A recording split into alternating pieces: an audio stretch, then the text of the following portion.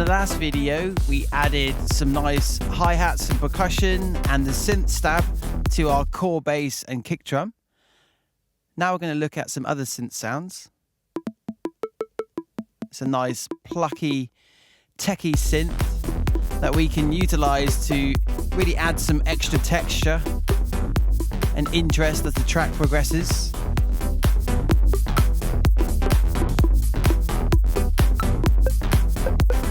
So I'm going to play around with a few ideas, see if I can get anything to work with our current groove and riffs.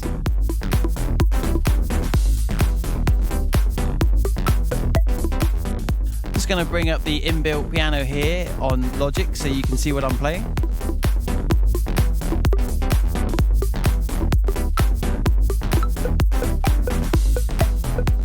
Yeah, I think I got a rough idea of what I want to do. So I'm just going to record it in on the fly and then maybe do some adjustment in the piano roll like we did with the pluck synth. See if we can get things working together.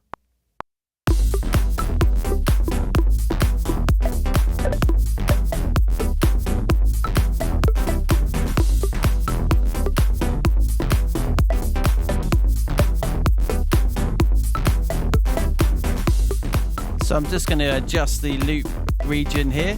I'm going to head into the piano roll. And let's start doing a bit of tweaking, see if we can get this to work a little bit better than it currently is.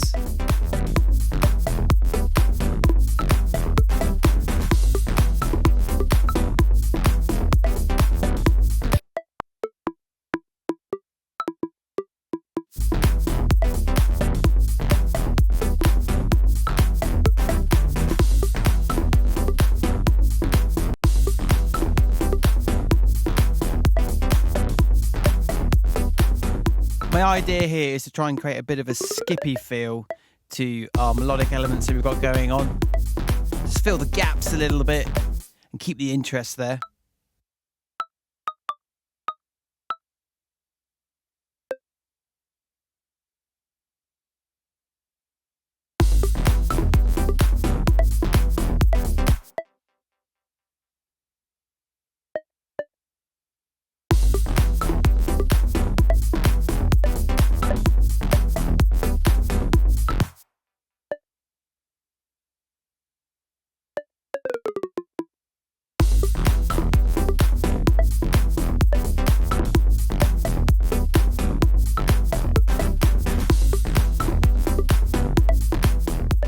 I think that's starting to come together quite well. Might just adjust a couple more notes.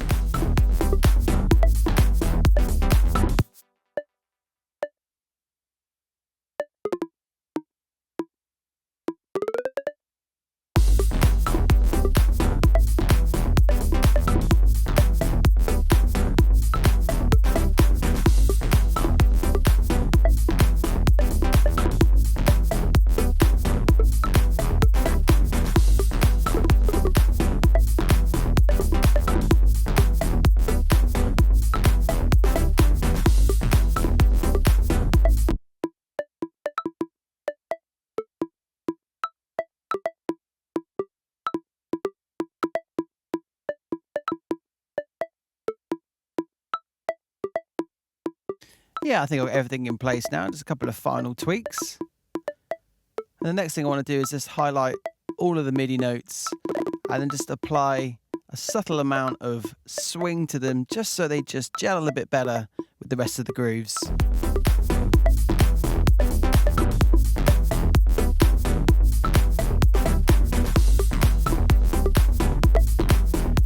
Now this sound is quite mono, it's pretty much straight down the middle of the stereo field. I want to add a bit more space to it just so it fills out the mix a bit. So I'm going to do that by sending it to a bit of a small reverb here using Space Designer. And add a slightly larger reverb after this to create even more space. So the sound is completely transformed and really fills out the mix. So I'm just going to put on the sidechain compression as we had on the previous sounds, just to help it get out of the way of the kick.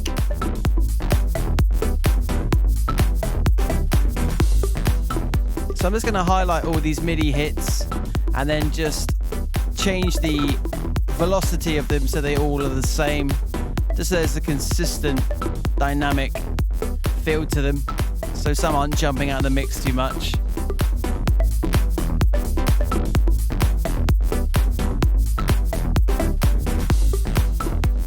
So as you can hear, this synth sound we've just added is really helping to fill some of the gaps and make the track sound a lot fuller, and just generally adding a lot more interest to the song.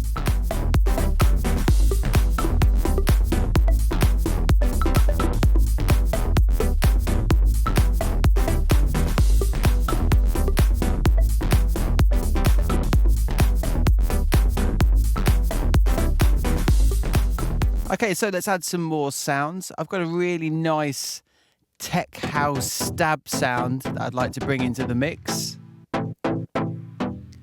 Can utilize this to really add some drive and some grit, further adding more energy to our track.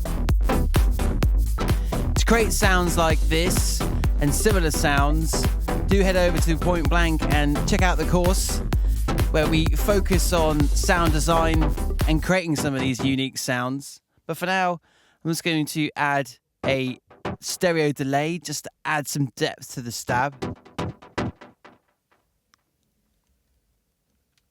And then the side chain compression there, ready to go when we need it.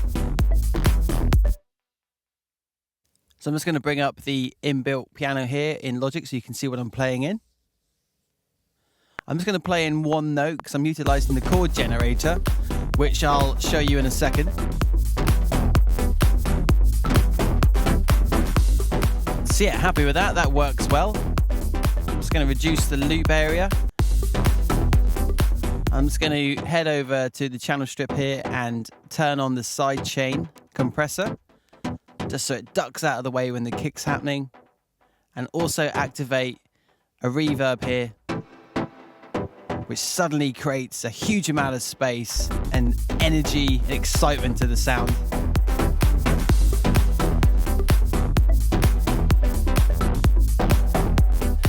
So things are really starting to come together now. I think we can add like a lead sound on top of the melodic elements we've got. So let's try some ideas out.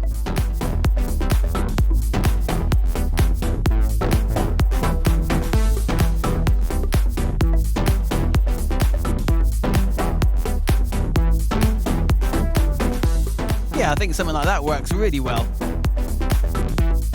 So I'm just going to record that in, and then I might play around with it again in the piano roll. So I'll just bring up the inbuilt keyboard here within Logic so you can see what I'm playing in.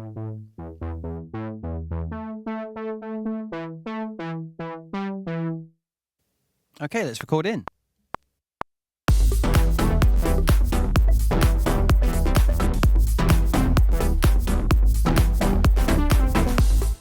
I didn't quite get what I was looking for there, so I'm going to try again.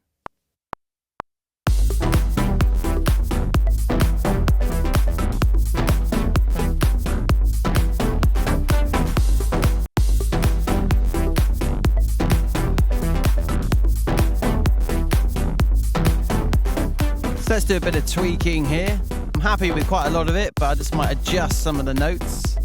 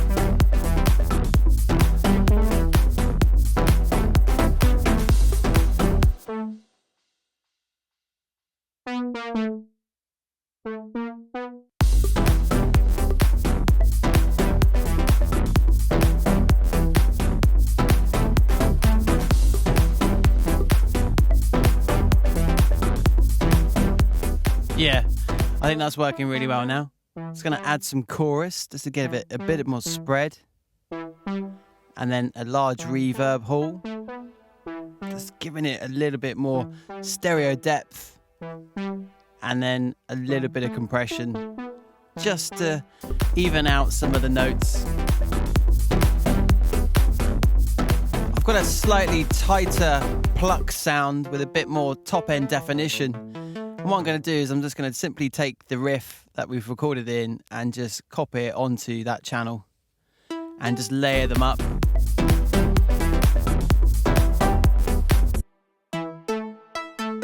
I think you could do with a little bit more interest on the new sound. So I'm going to activate the delay designer just to add some texture to that riff. Just going to look at the EQ here. Just slightly reduce that resonant area of the synth.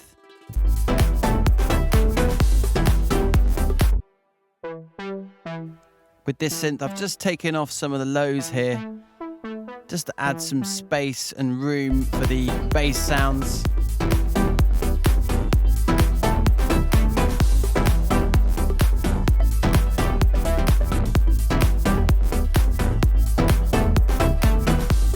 Sounding really good.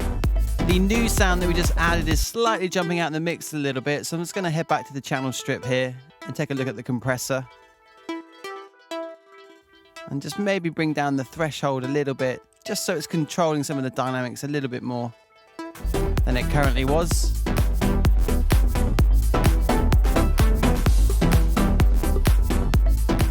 As I mentioned with that dirty tech house stab we added, I'm utilizing the chord generator tool. So just turn that on for you so you can see. And it's just activating triads there when I hit one note on the MIDI keyboard. Again, we go into that into detail within the course. So do head over and check it out. So here's some of the other effects on it, just adding to the sound.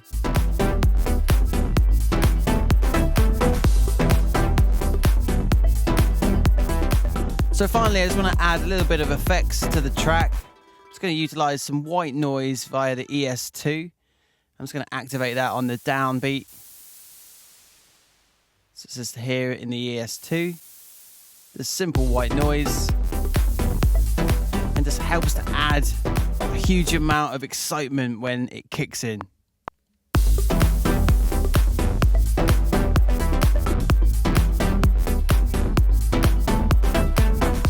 As a sound source, white noise does fill up the whole frequency spectrum generally, so it's good to apply some EQ to it to help it fit within the mix.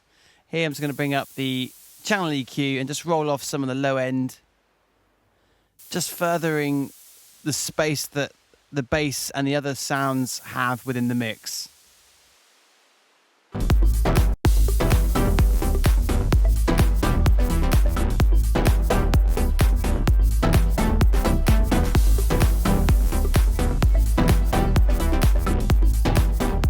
So I'll just quickly run through some of the other processing I'm applying to the sounds. Got this EQ on this plucky techie sound, just rolling off some of the low end.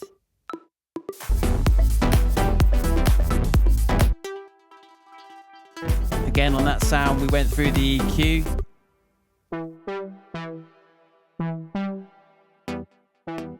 All the EQing is to help it gel with the other sounds within the mix. Again, we're removing the lows here to make room for these sub sounds, such as the basses. But in conclusion, we've got a really good basis now to start arranging the track out and producing a full song. I do hope you found this tutorial useful, and please do head over to Point Blank to check out the courses and further your education on production.